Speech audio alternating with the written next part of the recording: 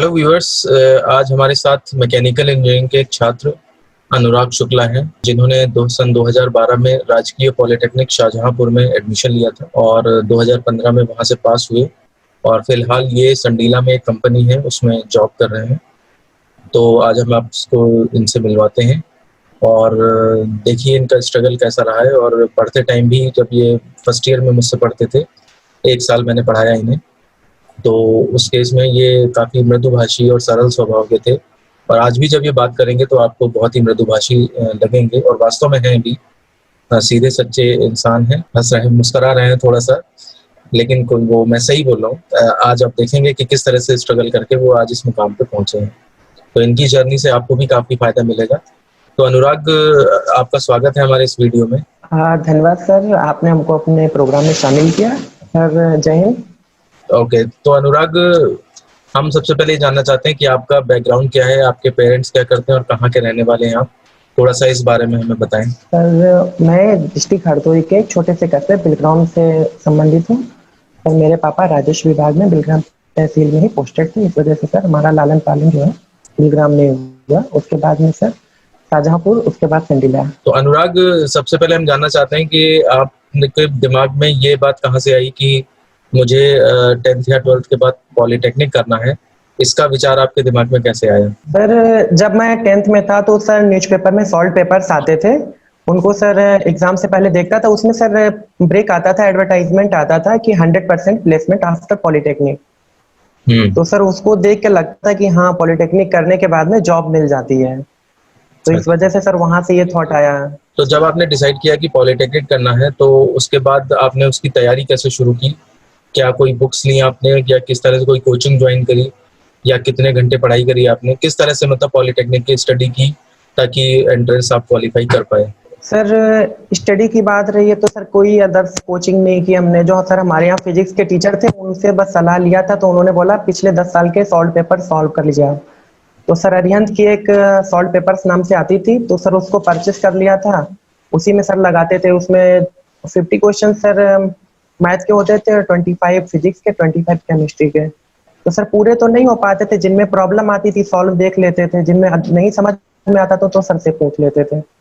Inter के exam के साथ ही सर अपीयर कर दिया था, तो सर इंटर की तैयारी और प्लस वो सॉल्ट पेपर्स, तो सर इस वजह से कोई ज्यादा दिक्कत नहीं हुई थी।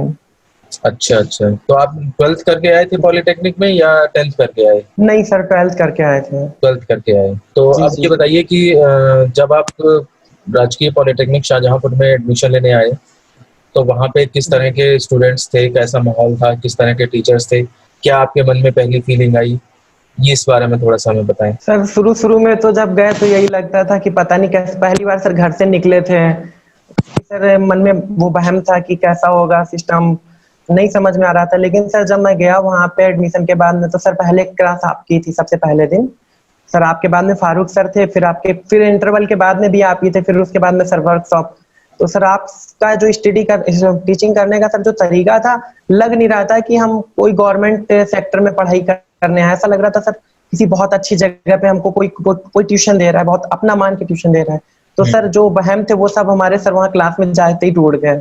अच्छा अच्छा। तो सर स्टडी का माहौल तो सर रियल में बहुत अच्छा था हमारी संस्था में। सर जैसे जो वहाँ के लोग थे, तो सर शुरू में 1-2 महीने तो सभी पांचों ब्रांच के कंबाइंड लोग थे, तो पता ही नहीं चलता था कि कौन दूसरा है कौन बाहर, और मैक्सिमम सर बाहरी लोग थे। तो सर वहां पे जाके एक चीज और लगा कि अभी तक सर अपने जिले में ही थे, तो वो चीज नहीं हो पा रही थी कि कोई बाहर से भी हमें अपना मान सकता है। तो जब वहां गए तो लगभग उत्तर प्रदेश के हर जिले से स्टूडेंट वहां पे आए हुए थे। तो सर एक अलग सी फीलिंग आई, एक बंधुत्व की भावना उसमें जगी कि हाँ बाहर है, सबको एक दूसरे का रखना है ख्याल। तो सर ज्यादा दिक्कत नहीं हुई सर्वाइव करने में। शुरू में 1-2 महीने लगा, फिर अच्छा लगने लगा। आदमी को सामाजिक जीवन के बारे में पता लग जाता है जब वो इस तरह की स्थितियां फेस करता है। अच्छा, अब ये बताइए कि आप फर्स्ट ईयर में आपको कौन सा सब्जेक्ट सबसे टफ लगता था और किस तरह से आपने उसकी तैयारी की? जो सबसे टफ हमें लगता था वो तो लगता था इंजीनियरिंग ड्राइंग। अच्छा, काफी बच्चे यही बताते हैं, मुझे ड्राइंग सबसे टफ लगता था। तो किस तरह से आपने इसकी पढ़ाई करी फिर? सर उसमें भी सर वही जो हमारे सीनियर्स थे उन्होंने बताया कि ये machine top view, front view, ये सब चीजें होती हैं। और सर सबसे बेस्ट चीज तो यही लगती है कि लास्ट ईयर के 5 इयर्स के वो सॉल्व पेपर उठा के देखते थे कि क्या चीजें ज्यादा हो रही है, किस चीज की रिपीटिंग हो रही है। एक बार सर पूरी बुक पे भी नजर डालते थे, लेकिन सर कोई भी पेपर होता है, बेशक हमारे पूर्णांक 50 नंबर के होते हैं, लेकिन सर पेपर 70 या 80 नंबर का बनता है। जो चीज सर समझ जो चीज सर समझ में आती है उसको पढ़ लो, जो चीज नहीं आ रही है एक बार दो बार कोशिश करो, फिर भी नहीं तो सर मैं इसको छोड़ ही देता था कि अगर वो आएगा तो छोड़ देंगे, बाकी अगर अदर चीजें मेरी अच्छी हैं तो हम वहां से इसको कवर कर लेंगे। तो सर ड्राइंग से तो ऐसे ही बस निकले, कोई दिक्कत नहीं थी इसमें। अच्छा, सेकंड ईयर में फिर आपका कौन सा सब्जेक्ट ऐसा था कोई आपको जो टफ लगता हो? तो सर कैसे? थर्मल इंजीनियरिंग था। Thermal sir engineering. Thermal engineering, जी सर थर्मल इंजीनियरिंग में सर जो डेरिवेशंस होते थे या जो सर न्यूमेरिकल्स होते थे वो सर सबसे ज्यादा टफ लगते थे, उनको मैंने सर टच भी नहीं किया था इसी वजह से कि सर उनमें टाइम वेस्ट करने से ज्यादा बेहतर है कि हम उस थर्मल की थ्योरी को क्लियर कर लें या जो उसके अच्छा डायग्राम है उनको क्लियर कर अच्छा लेते थे। अच्छा, तो सर यही इसका चीज मतलब है कि अगर न्यूमेरिकल स्टफ लग रहे हैं तो उन्हें पूरी तरह से छोड़ दिया जाए, लेकिन बाकी सब तैयार हाँ कर लिया जाए। हाँ सर, क्योंकि पेपर हमारा पूर्णांक 50 है लेकिन पेपर सर 70 या 80 नंबर से कम नहीं बनता है। चॉइस तो निकल सर हमको जाती तो यही सबसे बेस्ट। जी सर, मतलब वो नहीं आ रहा है, एक दो बार कोशिश करो फिर भी नहीं आ रहा तो छोड़ने में ही फायदा है। है। तो और क्या और पता सर लगा टाइम उसके उतना चक्कर में होता और भी नहीं नहीं है। तैयार हो पाया हमारा। हाँ सर, फिर सर एक क्या होता है कि एक मानसिक दबाव बनने लगता है कि अरे टाइम भी खराब हो गया, हमारा कुछ तैयार भी तो नहीं थर्ड ईयर में अच्छा इसी तरह से कोई ऐसा सब्जेक्ट रहा आपका जो टफ लगता हो आपको? है। नहीं सर, थर्मल में कोई खास नहीं सर, टॉम वॉम थोड़ा सा था, थ्योरी ऑफ मशीन्स। हम्म। तो सर उसमें क्या था कि जब पढ़ना ही है तो सर जब हमारी ट्रेड का ही था तो सर शुरू में थोड़ा सा दिक्कत लगता, तो उसमें एक चैप्टर था मोहर सर्किल का। तो सबसे ज्यादा सर उसी को टफ लगता, हमने पूरी बुक तैयार कर ली, सिर्फ एक चैप्टर को नहीं किया था तैयार। वही सर फंडा मेरा यही रहा शुरू से आखिरी तक। ठीक। अच्छा, एक बात ये बताइए, पढ़ने का सही समय क्या होना चाहिए आपके हिसाब से? कुछ लोग कहते हैं रात में देर तक पढ़ना चाहिए, कुछ लोग कहते हैं सुबह जल्दी उठ के पढ़ लेना चाहिए। तो आपने कैसे तैयारी करी और आपके हिसाब से क्या सही लगता है आपको? सर मेरा तो सर सबसे अलग सिस्टम रहा, कभी दिन में कभी रात में। मेरा तो सर ये था कि अगर हमको शाम को 8 बजे नींद आ रही है तो सर हम 8 बजे ही सो जाएंगे। लेकिन अच्छा। सर जब उठेंगे, जब नींद बिल्कुल, हाँ सर, मतलब अपने आप से जब आंख खुल जाएगी फिर पढ़ना चालू कर देते थे, चाहे वो सर रात का 12 बजा हो, 2 बजा हो या सुबह हो या दिन हो। तो सर दिन और रात ये तो बस अपना शांत माहौल हो, बस डेडिकेशन सर चाहिए, दिन और रात तो एक ही जैसा है। और सर हम्म। अभी तो जैसे तमाम काम भी लगे रहते, उस टाइम तो एक ही काम था कि पढ़ना है तो पढ़ना है बस। बाहर घर से निकले थे तो वहां पे सर ऐसा कुछ था नहीं।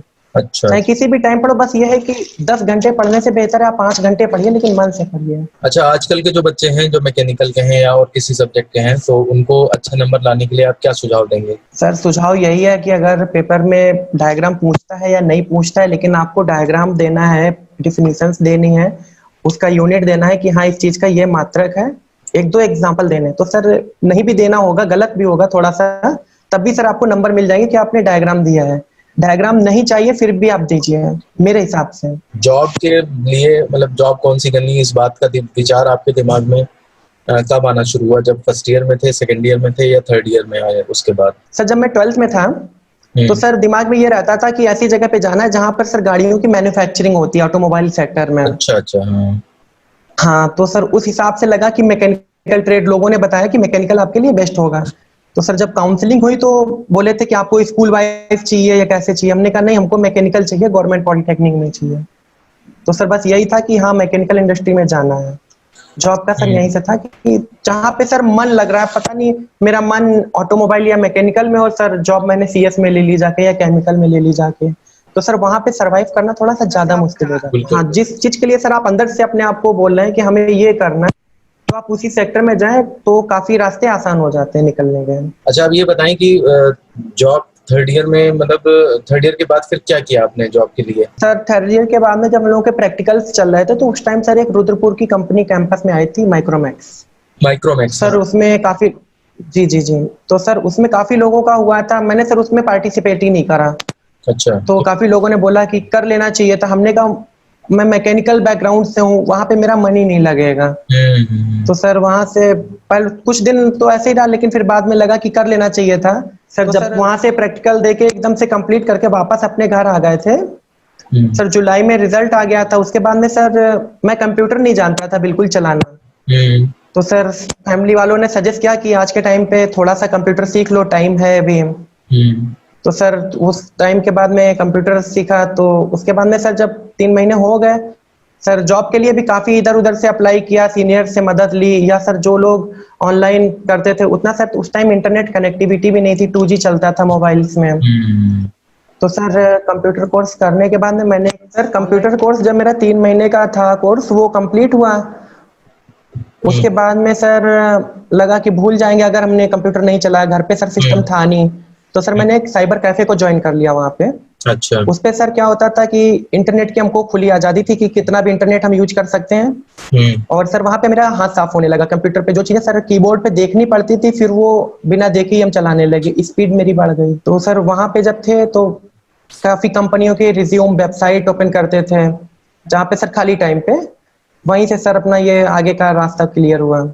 अच्छा अच्छा, तो हेलो। उसके बाद पहली जी जॉब जी कौन सी सर्च करी आपने? सर जब हम लोग डिप्लोमा करने के बाद घर पे थे, सर अपने यहाँ संस्था से कॉल आई थी कि वो क्रप्को के लिए 5 बच्चों को जाना है दिल्ली। तो सर वहाँ से मेल आया, लेटर आया, उसको लेके सर हम लोग नोएडा गए थे क्रप्को से हम फर्टिलाइजर कैसेफेल का इंटरव्यू देने।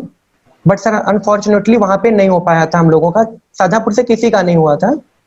उसके बाद में सर थोड़ी सी मायूसी भी हुई, लेकिन सर वही है कि अपना वहाँ पे जॉब पे जाते थे, वहाँ पे सर खाली टाइम पे सर्च करते थे। तो वहाँ पे सर ऑनलाइन टिकटिंग का भी काम होता था, रेलवे टिकट, एयरप्लेन टिकट। तो सर मेरा जो इंटर कॉलेज था वहाँ के प्रिंसिपल सर अपनी टिकट कराने आए थे, उन्होंने बोला कि इस आईडी पे एक बार रिज्यूम सेंड करो, शायद इंटरव्यू लग जाए। किस आईडी तो पे? सर वहाँ से सुनो, उन्होंने एक ईमेल आईडी दी थी। अच्छा अच्छा। जी जी। वैसे सर बाहर दूसरे लोगों के पास पहले रिज्यूम भेजते थे तो सर 10 रुपए लेते थे एक सेंड, एक कॉपी सेंड का। और जब सर अपनी दुकान थी कैफे पे तो सर कितना भी कहीं भी भेजो कोई पैसे नहीं लगते थे, तो भेजते रहते थे हर जगह। फिर फरवरी 2016 में सर कॉल आई कि आपका इंटरव्यू है। सर उसमें पेप्सी से ही कॉल आई थी, वरुण बेवरेज नाम से सर कंपनी है। वो सर नोएडा में थे, वहाँ पे सर बहुत कम पैसे थे, लगभग 5,000 के लगभग थे।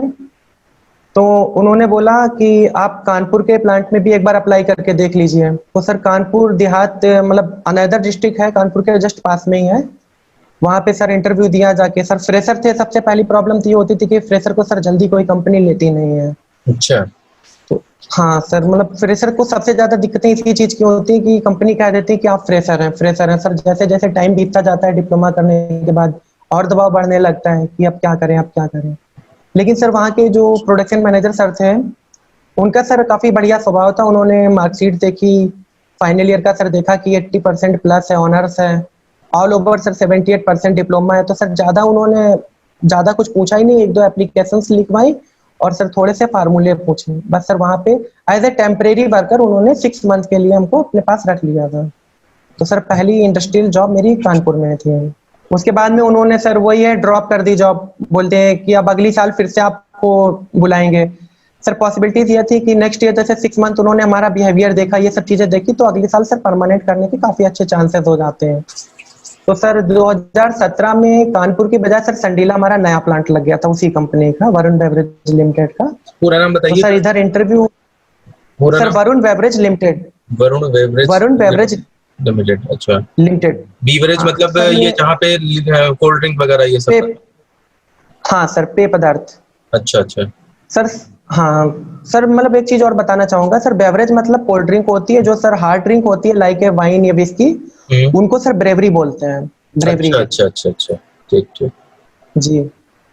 तो सर जब यहाँ नया प्लांट लगा तो ऑर्गेनाइजेशन को बच्चों की जरूरत थी, लेकिन ऐसे बच्चे चाहिए थे उनको जो बिल्कुल फ्रेश ना हो, कुछ सीखे हुए हो। तो सर वहां से जब 6 महीने कंप्लीट करके निकल आए वापस, तो 4-5 महीने के लिए खाली थे।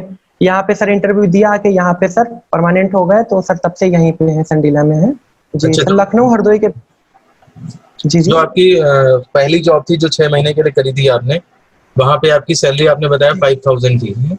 नहीं सर, 5,000 वहाँ पे सर नोएडा में उन्होंने बोला था। हाँ। लेकिन उन्होंने हाँ तो बोले कि नोएडा जैसे शहर में सर 5,000 पे तो सरवाइव करना काफी मुश्किल हो हम्म जाएगा, घर से पैसे लेने पड़ जाएंगे। हम्म तो सर उसके बाद उन्होंने बोला कि आप कानपुर चले जाइए, वहां पे इंटरव्यू दे दीजिए जाके। हम्म बोले होना ना होना ये आपके ऊपर डिपेंड करता है, बस हम इंटरव्यू शेड्यूल आपका करा सकते हैं। सर हम्म। वहां पे मेरे पैसे आते थे 9,225 रुपए, उसमें सर अच्छा। पीएफ वगैरह कट जाता था। तो सर और 9,225, लेकिन सर परमानेंट होने के बाद हमको पैसे और भी कम मिले। अच्छा। क्योंकि सर पीएफ ज्यादा कट, हाँ सर वहाँ पे पीएफ 500 रुपए कटता था, यहाँ पे पीएफ ज्यादा कटता है, लगभग 1000। जैसे जैसे सर बेसिक सैलरी होती है उसी हिसाब से पीएफ कटता है। शुरू में सर अच्छा। जब संडीला में परमानेंट हुआ था तो सर 8745 रुपए सर पहली सैलरी आई थी मेरी। हम्म। अच्छा, आज की जी डेट तो में सर क्या पढ़ाई, सैलरी होगी?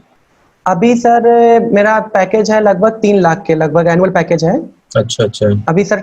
हाँ सर टाउनशिप रहने के लिए मिली हुई है सर। और हम लोगों का सर 6 मंथ प्लान चलता है ज्यादा, 6 to 8 मंथ, बाकी सर 4 मंथ मेंटेनेंस में लगाते हैं हम लोग हैं। क्यों? ठीक। क्योंकि सर सीजनल प्लांट है, एवरग्रीन होते हैं, उनमें कंटिन्यूसली वर्क होता है। और सर ये हम्म। सीजन होता है तो इसमें सर सीजन पे हम लोगों को इंसेंटिव भी मिल जाता है, ओवर टाइम भी मिल जाता है। अच्छा। और बाकी सर हाँ टाउनशिप है, 24 आवर्स लाइट है, सिक्योरिटी है। सर ये सब हम्म। चीजें देख के लगता है कि ठीक है, पास में भी है, अच्छी जगह है। और बिल्कुल। सर एमएनसी है, मल्टीनेशनल, तो सर इस वजह से हम्म। यहाँ पे सही है, कोई दिक्कत नहीं है अभी। अच्छा, तो थोड़ा जॉब वर्क बताइए, क्या करना पड़ता है आपको कंपनी में, किस तरह का काम करना पड़ता है, कैसे करते हैं? सर काम क्या है सर, जैसे ऐसा है जो हम लोगों की सर मशीन्स हैं फुल्ली ऑटोमेटिक मशीनें हैं। सर आज से 5-7 साल पहले काफी स्लो लाइन होती थी, लो बीपीएम की, बीपीएम मतलब बॉटल पर मिनट। अच्छा अच्छा। तो सर अभी हमारे यहाँ, जी हमारे यहाँ सर हाईएस्ट बीपीएम की लाइन है 720 बीपीएम। तो सर लगभग लगभग इंडिया का सर हाईली प्रोडक्टिव प्लांट है संडीला का, वरुण बेवरेज। हम्म। एक दिन में सर लगभग लगभग हम लोग 1.5 लाख 2 लाख केसेस का मैन्युफैक्चर करते हैं। अच्छा। हाँ सर ये अपने यहाँ जो मशीनें लगी हैं ये सर इम्पोर्टेड है, मेड इन जर्मनी है, मेड इन इटली है, तो फुल्ली ऑटोमेटेड है। हमको सर यही करना है कि अगर मशीन मेरी अच्छी चल रही है, हमें कुछ नहीं करना है, बस बैठे रहना है चेयर पे, कोई दिक्कत नहीं। मशीन में कोई ब्रेकडाउन आता है तो वो सर हमें रिमूव करना है कम से कम टाइम पे। ये हम्म। सर ये वर्क एरिया है अपना, बस बाकी सर अपना ड्यूटी करते रहो, कोई दिक्कत नहीं है। अच्छा, मैकेनिकल करने के बाद थोड़ा सा इस बारे में बता सकते हैं कि मैकेनिकल ऑटो और मैकेनिकल प्रोडक्शन, इन दो ब्रांचेस से अगर बच्चे निकलते हैं तो उनके लिए जी जॉब जी। अपॉर्चुनिटीज क्या सेम रहती हैं या डिफरेंट हो जाती हैं? मतलब क्या कुछ ऐसा है सेक्शन जहाँ पे मैकेनिकल वाला, प्रोडक्शन वाला ही जाएगा बच्चा, या कोई ऐसा सेक्शन है जहाँ पे ऑटो भी जा सकता है, प्रोडक्शन वाला भी जा सकता है? क्या कोई डिफरेंस है इनमें या फिर? नहीं सर ज्यादातर तो कोई खास डिफरेंस नहीं है, बस सर फाइनल ईयर में यह है कि ऑटोमोबाइल में जो सिलेबस है वो सर स्पेशली व्हीकल से रिलेटेड हो जाता है। और सर जो प्रोडक्शन वाले में है इसमें सर क्या है, फिनिशिंग से रिलेटेड हो जाता है। फिनिशिंग में हमारी पेंटिंग भी आएगी, रबिंग भी आएगी, सब कुछ आता है। तो हम्म। सर कोई खास दिक्कत नहीं है, बस ये है कि जो ऑटोमोबाइल से किया उसको सर ऑटो सेक्टर में, जैसे टाटा महिंद्रा सुजुकी हीरो, इनमें जाने के अच्छे चांसेस है। लेकिन जो हम्म। सर सिंपल प्रोडक्शन वाला है वो सर कहीं पे भी जा सकता है, अच्छा अच्छा। मतलब जी। स्कोप सर मतलब जैसे ज्यादा हम है प्रोडक्शन वाले का? सर प्रोडक्शन वाला तो लगभग उसमें भी चला जाएगा, हिंदुस्तान यूनिलीवर लिमिटेड में, जैसे जहाँ पे ब्यूटी चीजें बनती हैं, फेस वॉश है या खाने पीने की चीजें हैं, मैन्युफैक्चरिंग करनी है, प्रोडक्शन करना है। और ऑटो वाले को सर वही है कि व्हीकल इंडस्ट्री में ही आता बताइए है। इतने टाइम बताइए। तो सर ग्लोबली जो सर प्रॉब्लम चल रही उस हिसाब से ऑटो सेक्टर तो और ज्यादा मंदी में है। अभी सर जैसे आप देख रहे हैं कि कोविड-19 है, इस वजह से सर पूरे विश्व में आर्थिक मंदी चल रही है, विशेषकर सर ऑटो सेक्टर में चल रही है। लेकिन सर जो खाद्य श्रृंखला है वो निर्बाध रूप से अभी भी चल रही है। खाने पीने की जो इंडस्ट्री है उन पे कोई खास बाउंडेशंस नहीं है, बस ये है कि जो गवर्नमेंट के रूल्स हैं उनको फॉलो करिए और अपना काम करते रहिए। तो सर बाकी जो प्लांट्स हैं उनमें अभी भी शट डाउन है, लेकिन सर हम लोगों का प्लांट कंटिन्यूसली चल रहा है। अच्छा, एक क्वेश्चन ये है कि कई बार देखा गया है कि बच्चे को जब 7-8 महीने तक जॉब नहीं मिलती है थर्ड ईयर के बाद, तो वो निराश होने लगता है, सोचता है कि कहीं कोई गलत ट्रेड तो नहीं ले ली, या क्या कमी रह गई मुझ में। तो ऐसे टाइम पे बच्चे को क्या करना चाहिए? सर शुरू में तो सबको यही रहता है कि जॉब जल्दी मिल जाए, लेकिन सर फ्रेशर के साथ में प्रॉब्लम्स होती हैं। और सर एक चीज और है कि कभी ये ना सोचो कि हमको 10,000 के ऊपर की जॉब चाहिए, 20,000 की, 15,000 की। तो सर 5 डिजिट की जॉब मिल जाए बहुत अच्छी बात है, लेकिन अगर सर उससे कम भी मिल रही है तो छोड़ना नहीं है। बेशक छोटी सी जगह से आप शुरुआत करें। सर मैंने मात्र 2,000 रुपए से स्टार्टिंग अपनी की थी एज ए साइबर कैफे से। हम्म। हमको सर पैसे नहीं देखना था, हमको ये देखना था कि कैसे हम चीजों को यूज कर सकते हैं, या सर अपना टाइम हम किसी अच्छी चीज में दे सकते हैं। आप सर कुछ भी अगर नया सीख रहे हैं, कुछ भी नया सीख रहे हैं तो वो सर आपके लिए फायदा ही है।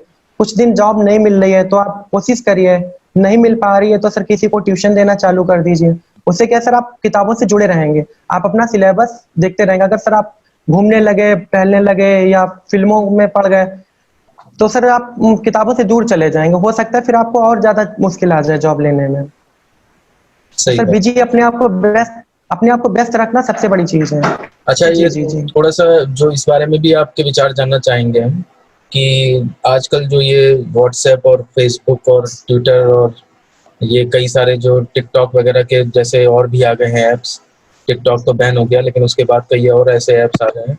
इनमें जो आजकल के बच्चे फंसे रहते हैं, तो उससे कैसे वो अपने आप को क्या करें, मतलब बिल्कुल अपना बाइकआउट कर दें या कैसे मैनेज करें अपने आप को? सर मेरी बात है, मैं तो सर फेसबुक से 2 साल से दूर हूँ सर। व्हाट्सएप इस वजह से चलाता हूँ कि सर हमारा फैमिली ग्रुप है और कंपनी का ग्रुप है, उसमें सर नोटिफिकेशन या प्लान आते रहते हैं।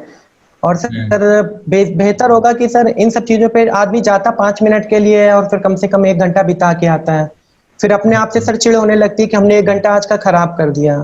तो हम्म। सर होता ये है कि जैसे आप सर अपने आप को अगर व्यस्त अच्छी चीजों में रखें तो एक अंदर से एनर्जी आती है कि आज हमने कुछ अच्छा किया है, अपने आप में सर एक हैप्पीनेस आती है।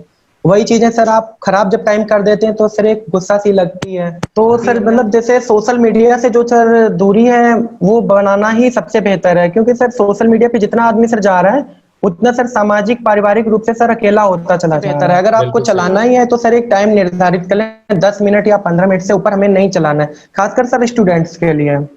क्योंकि सर हम्म। आप पढ़ने के लिए आए हैं, आपका सबसे पहला काम है पढ़ना। अगर पढ़ेंगे तभी सर फैमिली वालों को धोखे में रखना बहुत गलत होता है। आज सर आप कुछ मूवी देख रहे हैं, टाइम वेस्ट कर रहे हैं, वो चीजें जब आपके फैमिली वालों को पता चलेंगी तो उनपे जो गुजरेगी वो चीजें सर कंपेयर करके देखिए। तो अगर आप बाहर हैं पढ़ने के लिए हैं तो सबसे पहले काम आप पढ़िए, वही सबसे बेस्ट है, वही आपको दूसरों से आगे ले जाएगा। सही बात, जी। काफी अच्छी बातें बताई आज आपने। और मैं आशा करता हूँ कि जो लोग इस वीडियो को देख रहे होंगे उन्हें काफी कुछ सीखने को मिला होगा। और अगर अभी भी उनकी कोई प्रॉब्लम रह जाती है तो आप इस वीडियो के कमेंट बॉक्स में अपनी प्रॉब्लम रखें। तो मैं और अनुराग दोनों मिलकर के कोशिश करेंगे कि आपकी समस्याओं का समाधान करें। और अनुराग, आपने अपने व्यस्त समय में से थोड़ा सा टाइम इस वीडियो के लिए निकाला, इसके लिए हम आपका धन्यवाद करते हैं। नहीं सर, ये तो मैं आपके लिए बोलूंगा कि सर आपने मुझे इतना अच्छा मौका दिया कि मैं आपके साथ में आ सकूं। सर 5 साल के बाद में जो हमारी फ्रेंड सर्किल थी उनमें से भी सर काफी लोग हैं जो आज टच में नहीं है, लेकिन सर आपसे टच बना हुआ ही सर मेरा सौभाग्य है।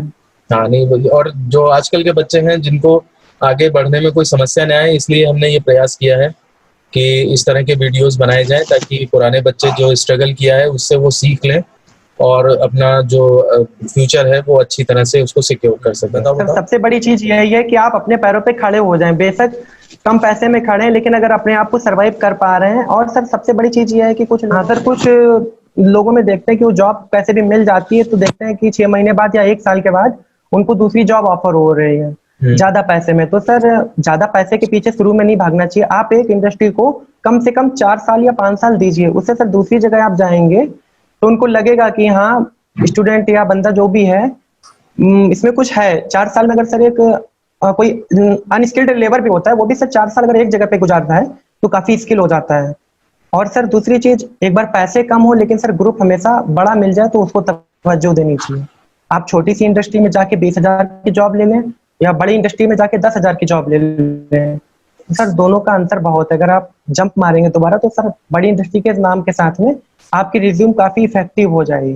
तो ये चीजें सर होती हैं, आदमी शुरू में आता है पैसे के पीछे भाग जाता है, फिर हो सकता है छोटा प्लांट सर बंद होने की कगार पे आ जाए। अभी सर जैसे इस समय के जो हालात हैं उनमें काफी सारी इंडस्ट्री बंद होने की कगार पे आ गई, दिवालियां हो गई। लेकिन सर बड़े ग्रुप में क्या है कि आप नहीं पूरे पैसे, कुछ परसेंटेज कट के आपको फैमिली चलाने के लिए सर आपकी इनकम आती रहेगी। ये चीजें होती हैं। आज सर 2 साल पहले शायद इस चीज का अंदेशा ना हो, लेकिन सर कोविड-19 ने इस चीज का अंदेशा भी कराया कि दुनिया है, कभी भी कुछ भी हो सकता है। अपने काम में आप निरंतर सही बने रहे, बाकी दुनिया क्या कहती है इससे फर्क नहीं पड़ना चाहिए। तो स्टूडेंट्स, आपको कई और बातें बाद में भी इनसे सीखने को मिली हैं, और किस तरह से आपको जॉब में कौन सी जॉब को प्रेफर करना चाहिए, कौन सी जॉब को नहीं प्रेफर करना चाहिए, ये चीज़ काफ़ी अच्छे से इन्होंने अनुराग ने बताई है। और बस आशा करता हूँ, फिर से आपसे कहता हूँ कि अगर अभी भी आपकी कोई प्रॉब्लम रहती है तो आप कमेंट बॉक्स में लिखें, तो अनुराग और मैं मिलकर के कोशिश करेंगे कि उसका आंसर कर सकें। और एक बार फिर से अनुराग को मैं धन्यवाद कहता हूँ यहाँ पे वीडियो में समय देने के लिए, और इसी के साथ वीडियो खत्म करता हूँ। धन्यवाद। Okay sir, thank you sir, जय हिंद सर। जय हिंद।